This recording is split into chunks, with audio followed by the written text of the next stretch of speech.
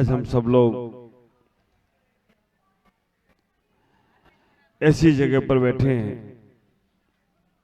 जहां पर केवल और केवल सेवा का भाव है, जहां सम्मान की चाह नहीं, जहां सेवा करके उनसे कोई वापस रिटर्न की चाह नहीं, बस इतना ही भाव है कि हमसे कितनी सेवा हो सकती है। आप विचार करें, आज जिस जगह पर हम बैठे हैं गौशाला नाम दिया गया है। धर्मशाला, बहुत सारी शालाएं होती हैं, लेकिन आज हम ऐसी जगह बैठे हैं गौशाला जहां पर जो तुम्हारा एक एक कण लग रहा है, हमारे ख्याल से वो सर्वोपरि पुण्य को देने वाला हो तो कोई आश्चर्य की बात नहीं होगी। जो यहां तुम्हारा तन मन धन लगने का प्रयास हो रहा है, और सबसे बड़ी आश्चर्य की बात, इस गौशाला में जो लोग आज यहाँ बैठे हैं, विभूतियां, हमारे ख्याल से इनके बैठने से गौशाला ऊंचाइयों को प्राप्त कर ले तो कोई आश्चर्य की बात नहीं है। इनको कुछ कहना ही नहीं है, ये तो जहां बैठ गए वहीं से गंगा शुरू हो जाती है। गौशाला के लिए बार बार हमसे कहा जाता था, मैं कलकत्ता आया ही नहीं था, उसके पहले हमारे अनंत भाई, संजय भाई, महाराज गौशाला चलना है, गौशाला चलना है। हमने कि हम जानते नहीं है, मालूम नहीं है। मेरे ख्याल से इतने बार हमने भगवान का नाम नहीं सुना होगा, इतने बार गौशाला का नाम सुन लिया होगा कि गौशाला जाना है, गौशाला जाना है। और उसका फल देखो, आज दूरियां बहुत थी, लेकिन मन में एक आशा थी कि कैसे भी गौशाला पहुंचना है। तो इतना ही कहा, सपना था सो साकार हो गया, और गौशाला से आज दीदार हो गया, गौशाला में हमारा सबका प्रवास हो गया। अब आपको ये सोचना है कि आज यहां से जाकर कोई खाली नहीं जाना है। मंदिर में हम जाते हैं भगवान की पूजा उपासना करने के लिए, वो मंदिर में चढ़ाई हुई सामग्री पता नहीं भगवान तक पहुंचती है कि नहीं पहुंचती है। हम मंदिर में जाते हैं, बहुत सारा दान कराते हैं, बहुत सारा दान लिखाते हैं, मालूम नहीं वो दान वहां सही जगह लग रहा है या नहीं लग रहा है। लेकिन मैं गारंटी से कहता हूं कि यहाँ पर जो तुम छोड़ कर जाओगे, जो देकर जाओगे, वो सदुपयोग में लगता हो तो कोई आश्चर्य की बात नहीं है। एक एक चीज का सदुपयोग होने वाला है। आज ट्रस्टी के रूप में हमारे अजीत भाई साहब बनकर, हमारे संजय जी, बाकी सब तो तैयार हैं, और रूपा बहन तो सबसे पहले हाथ खड़ा करने वाली है कि महाराज मेरा भी नाम आना चाहिए। मैं आप सबसे इतना ही कह रहा हूं, हमारे यहाँ जैन धर्म में अहिंसा परमो धर्म की जो बात कही गई है, जैन धर्म में जो अहिंसा की बात कही गई है, वो बात हमारी गौरक्षा से शुरू होती है, और गौरक्षा से शुरू होकर गौरक्षा में समाप्त नहीं होती है। एक इंद्रिय से लेकर पंचेंद्रिय तक के सभी जीवों की रक्षा की बात अगर कहीं गई है तो जैन धर्म में कही गई है। और ये पूरा का पूरा गांव, अभी हमारी ललिता बहन बोल रही थी ना कि महाराज यहाँ पर जो करने वाले, सेवा करने वाले लोग हैं, वो सब भी अपने जीवन में अहिंसा को अपनाना चाहते हैं, अहिंसा धर्म को अपनाना चाहते हैं। और पटेल जी जो यहाँ बैठे हैं, पटेल जी ना, पटवारी जी, अब विचार करके रखना, पटवारी जी ने यहाँ आकर जब शुरुआत कर दी है तो एक काम पीछे हटने वाला नहीं है, एक काम आगे ही आगे बढ़ने वाला हो। क्योंकि जब जहां जो कार्य शुरू होने वाला है और वहां के लोग, गांव के लोग उस गांव से, उस सेवा से, प्रकल्प से जुड़ते हैं तो कार्य बहुत ऊंचाइयों को प्राप्त होता है। हमारे जैन आगम में कहा गया, जो गंगा निकली है, आप विचार करके रखना, जैन आगम में कहा गया जो गंगा निकली है, वो गंगा हिंदू संप्रदाय में तो कहते हैं शिव जी के मस्तक से निकली है, भागीरथी से निकली है, लेकिन जैन संप्रदाय में कहा गया गंगा गौमुख से निकली है। गौमुख से जो धारा निकलती है, वो धारा जिनेंद्र भगवान के मस्तिष्क में पड़ती है, और वही पतली सी धारा एक दिन गंगा बन जाती हो तो कोई आश्चर्य की बात नहीं है। ख्याल करके रखना, जिस गंगा में स्नान करने से तुम्हारे पाप समाप्त होते हैं, कहते हैं गंगा पापम ससीतापम कल्प वृक्ष अभिशापम, गंगा से पाप नाश होते हैं, शशि माने चंद्रमा से ताप नाश होता है, कल्प वृक्ष से अभिशाप नाश होता है। और मैं कहना चाहूंगा गौ सेवा से तुम्हारे पाप ताप अभिशाप सब नाश होते हो तो कोई आश्चर्य की बात नहीं है, क्योंकि गौमुख से ही गंगा निकली है। हम जितना हो सके उतनी गौ की सेवा करें। संपन्नताएं जानी जाती थी कि कैसे संपन्न व्यक्ति है, गांव का सरपंच कौन होगा, गांव का मुखिया कौन होगा, तो कहते थे इसके घर में 10 गाय हैं इसलिए गांव का सरपंच यही होगा। पहले लोगों की संपन्नताएं गाड़ियों से नहीं होती थी, पहले लोगों की संपन्नताएं गौ रक्षा से होती थी और गौ सेवा से होती थी। जिस गांव का सरपंच 50 गाय 100 गाय घरों में पाला करते थे, अब विचार करके रखना आज भी वो दौर आना चाहिए। पहले गांव के लोग इतने ज्यादा बीमार नहीं पड़ते थे और आज भी गांव के लोग ज्यादा हॉस्पिटल नहीं जाते हैं। शहरी लोग जहां पर बहुत सारे लोग हैं वो बीमार पड़ते हैं। क्यों? कारण यही है कि वो जहां से वो स्वस्थ रह सकते थे वहां पर उन्होंने ख्याल छोड़ दिया और जहां से बीमारियां उठती थी वो बीमारियां गांव में प्रदूषण नहीं होता है। ख्याल करना, गांव में प्रदूषण नहीं होता है, गांव में प्राकृतिक सारी की सारी चीजें मिलती हो तो कोई आश्चर्य की बात नहीं है। तो जिन घरों में गाय की सेवा होती है, जिन घरों में गौ सेवा होती है, ख्याल करके रखना वहां से बीमारियां बहुत दूर भगती हो तो कोई आश्चर्य की बात नहीं है। इसलिए अपने जीवन में गौ सेवा का प्रकल्प बनाइएगा, अपने जीवन में गाय की रक्षा का सेवा का भाव बनाइएगा। मंदिर रोज जाते हो कोई बात नहीं, वैसे तो इस गांव में जितने लोग रहते हैं, गांव का नाम क्या है? कल्याणी। तो इस जगह का गांव का नाम ही कल्याणी है। वेदी भवन, वेदी भवन कल्याणी के अंतर्गत वेदी भवन इस गांव का नाम है।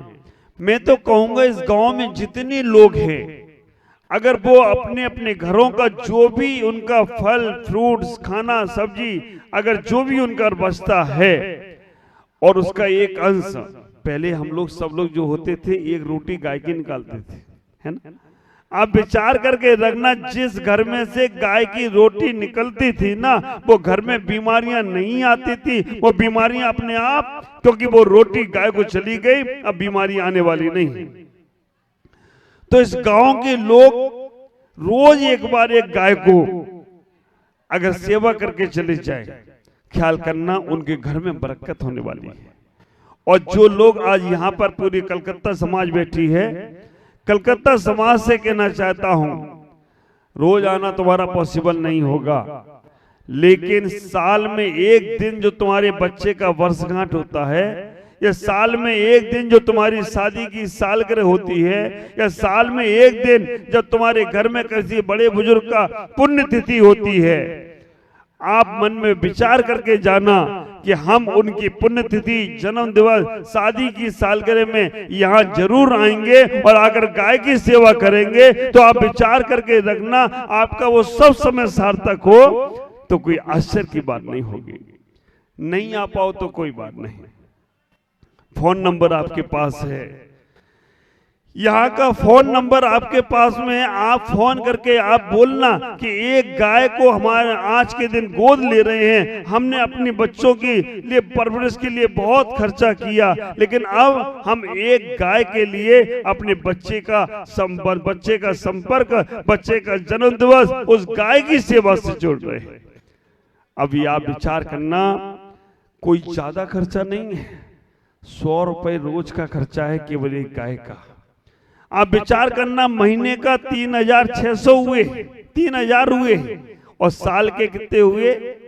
36,000 रुपया अगर आपने अपने बच्चे के जन्म दिवस पर यहाँ गाय सेवा में लगा दिया, तुम्हारा बच्चे की उम्र जितनी भी आगे होगी, स्वस्थ में हो, संपन्नता में हो, तो कोई आश्चर्य की बात नहीं है।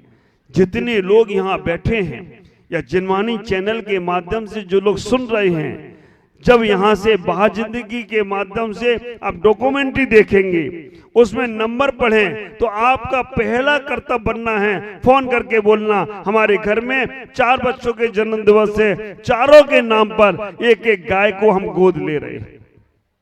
ख्याल करना, बात सामान्य सी लगती है, लेकिन ये बात बहुत बहुत आपके जीवन को महत्वपूर्ण देने वाली है। कोई बहुत बड़ी राशि नहीं है, हर बच्चा अपने बच्चों की गोलक से ही दे सकते हो। इतना ही विचार करो। मुझे तो आज इतनी खुशी हो रही है यहाँ आकर, मुझे लगता है चातुर्मास कलकत्ता का मेरा सफल हो गया। मैं गौरक्षा में यहाँ पर आ गया हूँ, क्योंकि अगर यहाँ नहीं आता तो एक अधूरा रोन लगता। कितनी गाय, जिधर देखो उधर ही गाय। और ख्याल करके रखना, मैं सोचता हूँ माँ बाप की सेवा करना जितना महत्वपूर्ण है, उससे भी ज्यादा सेवा करना गाय की महत्वपूर्ण है। माँ बाप के लिए तो और भी बच्चे होते हैं, लेकिन गाय के हम ही माँ बाप हैं। ख्याल करके रखना, गाय की सेवा करने का भाव जीवन में बहुत बहुत महत्वपूर्ण है। मैं अक्सर बोलता हूँ, मंदिर में भगवान की सेवा कर रहे हो, करो, लेकिन एक बार अपने मन में उनकी भी सेवा करने का प्रयास करो जो मूक प्राणी है, जो बोल नहीं सकते हैं।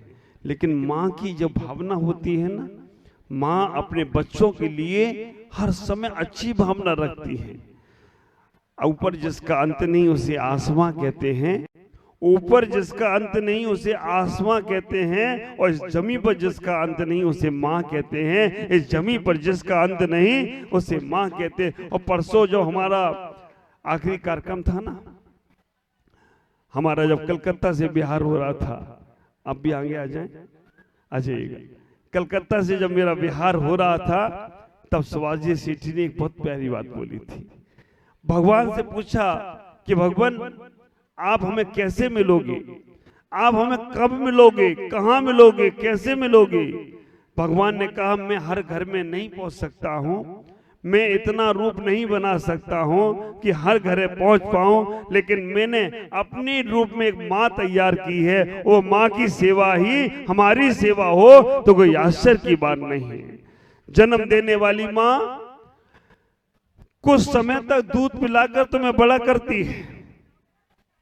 जन्म देने वाली माँ कुछ समय तक तुम्हारी सेवाओं को लेती है, और जन्म के बाद जो तुम्हें आज तक सेवा कर रही है, आज तक तुम्हें हष्ट-पुष्ट कर रही है, आज तक तुम्हें हर कुछ देने का प्रयास कर रही है, विचार करना वो हमारी गौ माँ है, जो तुम्हारे लिए मरते दम तक सब कुछ देने को तैयार होती है। हमारे 22 तीर्थंकर, 23 तीर्थंकर का आहार मालूम, गौ दूध से शुरू हुआ, खीर से, मतलब खीर से शुरू हुआ, और वो खीर गौ दूध की बनी थी। जिन गौ माता ने, जिन गाय ने, जिन गौ माता के दूध से हमारे भगवान का पहला आहार शुरू हुआ है, उनकी हमें कितनी सेवा करना चाहिए ये आप विचार करके रखना। क्योंकि जिन गाय ने हमारे तीर्थंकरों का पहला आहार शुरू कराया, और जो हमें इतना बड़ा हष्ट-पुष्ट पंचमृत क्या क्या नहीं देती है। गाय दूध देती है, दही देती है, घी देती है, मक्खन देती है, क्या नहीं देती है। और आप विचार करके रखना, अगर हमारे पास से गौ दूध निकल जाए ना, तो कैसे हमारा जीवन उससे अपन तक पहुंचेगा। जो हमारे लिए हमेशा उपकार कर रही है, हमारे लिए उपकार का सोचती है, हमें उसके लिए जरूर जरूर सोचने का प्रयास करना है। इतना ही विचार करो, हिंदू संप्रदाय में 33 करोड़ देवी देवता इस गाय के अंदर बोलते हैं। हिंदू संप्रदाय ने इसको मूर्त रूप दे दिया 33 करोड़ देवी देवताओं के माध्यम से। लेकिन जैन संप्रदाय एक ऐसी है जो गाय को, देवी देवताओं का तो रूप उनके पास है ही है, लेकिन गौ को हमारे तीर्थंकर आदिनाथ का पहला चिन्ह अगर कोई है तो गाय का है। ख्याल करके रखना, पहला चिन्ह पहले तीर्थंकर का। और हम अगर विदेश क्षेत्र के तीर्थंकरों को देखें तो कई तीर्थंकरों के चिन्ह भगवान गौ के हैं।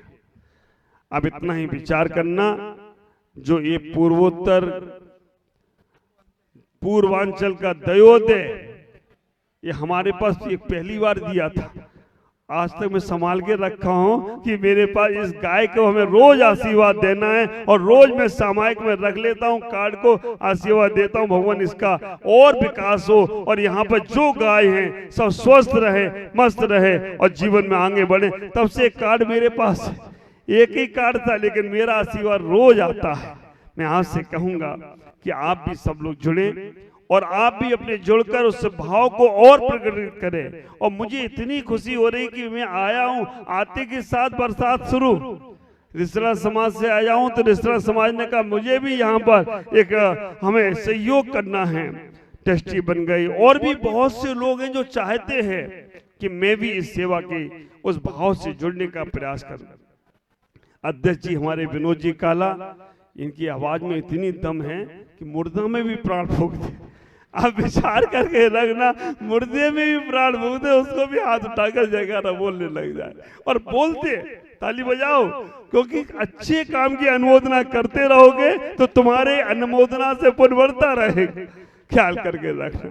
आज इतना ही कहकर मैं अपनी वाणी को विराम दूंगा कि आप सब लोग और संपन्न बने और स्वस्थ रहें और गाय सेवा के माध्यम से अपने जीवन को उन ऊंचाइयों तक प्राप्त कराने का प्रयास करें। क्योंकि सारी चीजें आपको मालूम है, गाय का आज यहाँ तो नहीं, भारत में तो नहीं, विदेशों में गाय के साथ आपका समय बिताने के लिए पैसा लिया जाता है। अगर आपको 1 घंटा गाय के साथ छोड़ेंगे तो पैसा लेते हैं। क्यों? क्योंकि गाय की सेवा करने से, गाय के साथ रहने से आपका सब कुछ अच्छा होता है। और जो बात मैंने पहले कही थी, गाय को अपने हाथों से खिलाओ, हमारे रमेश भाई साहब को बहुत पसंद आ गई वो बात, उन्होंने संतोष जी को ही बोल दिया, सभी को मैं हमेशा कहता हूँ, हाथों की लकीर बदलना है। विनोद भाई साहब ने बोला था, अभी हाथों की लकीर बदलना है, लपसी बनाकर अपने हाथों से गाय को खिलाओ। गाय तुम्हारा हाथ चाटेगी, जितनी जगह जीभ फिर गई उतनी जगह तुम्हारी तकदीर बनती चली जाए तो कोई आश्चर्य की बात नहीं होगी। जितना सेवा कर सको उतना सेवा करने का प्रयास करो। आज इतना ही कहकर मैं अपनी वाणी को विराम दूंगा।